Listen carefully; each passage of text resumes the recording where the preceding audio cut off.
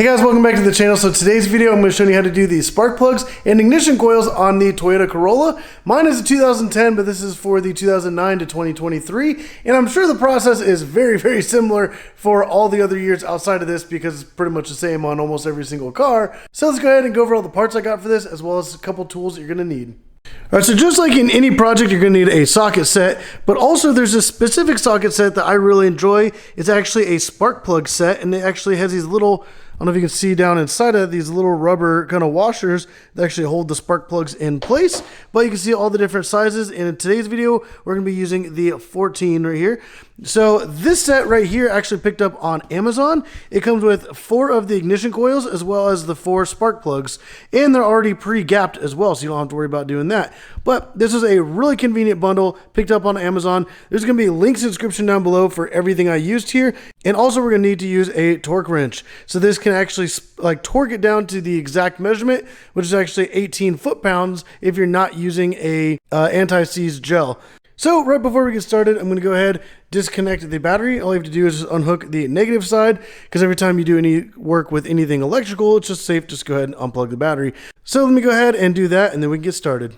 All right, so I went ahead and disconnected the battery, and we're going to go ahead and remove the engine cover. It's actually 4 different tabs. We're going to go ahead and just pull up on it, and they just pop right off. There we go. And now you can see the ignition coils right here on the backside of the engine. All right, so here's all 4 of the ignition coils right across the top. So we're gonna go ahead and unplug each one. There's a tab right here kind of on the top side, and you should be able just to push that, wiggle it off. These are kind of on there pretty snug, but we're gonna go ahead and do that to all 4. All right, there's the first one, and let's go ahead and do the other 3. All right, so now we got all 4 of those unplugged. We can just go ahead and kind of push the wires out of the way. They do use a 10mm bolt right on top, so we're going to go ahead and take off all 4 of those.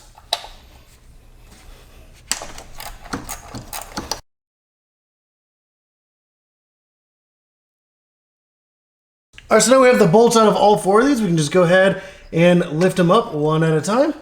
All right, so here's the first one. And these actually look pretty clean, but they are pretty much sealed up inside the engine, so a lot of times dirt does not get to where these are, and if they are super dirty, then you probably have a problem. All right, so now that we have all the ignition coils out, we can go ahead and pull these spark plugs out. We might actually have to remove this little plastic trim right here, but I'm gonna try to do it without having to remove that. But I went ahead and put on an extension. I actually have a link in the description down below for these as well. So you guys are definitely gonna need an extension to be able to get down into the hole. Let's go ahead and start with the second one over.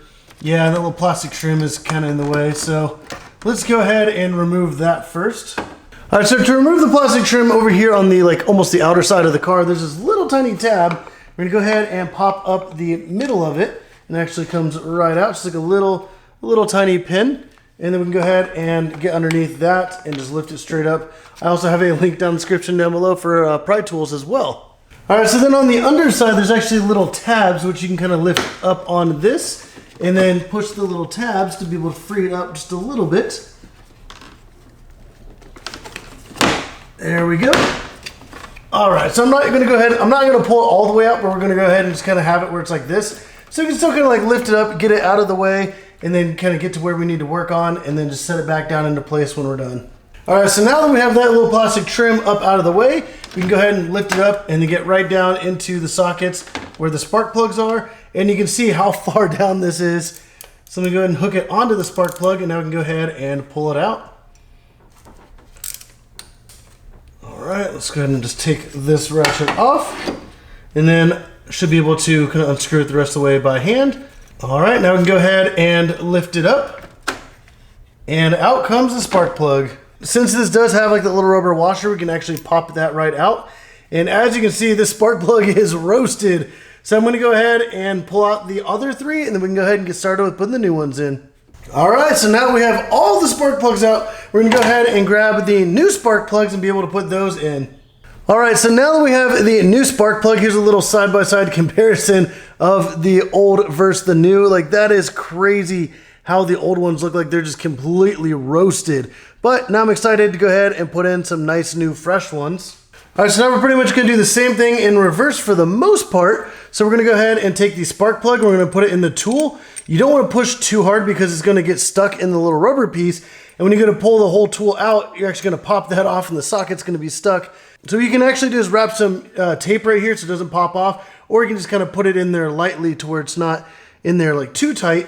But what we're also gonna do is we're gonna tighten it by hand before we use the wrench, because you definitely wanna make sure you do not cross thread these. So I'm gonna go ahead and carefully get it set down inside the first cylinder.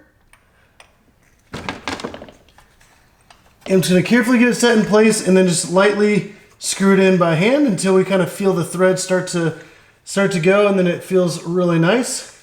All right, so now I'm at the point where it's like really firm, so I'm just gonna go ahead and use the regular ratchet to just make it a little snug. All right, so now once it's a little snug, we're gonna go ahead and pull this out. And now we're gonna go ahead and use the torque wrench. So I actually do have an adapter from 1/2 to 3/8 to be able to use it onto this whole setup. But this is definitely a must-have. Like I said, 18 foot-pounds is what you're gonna need. So we're gonna go ahead and hook this on. And then we're just gonna go ahead and crank it.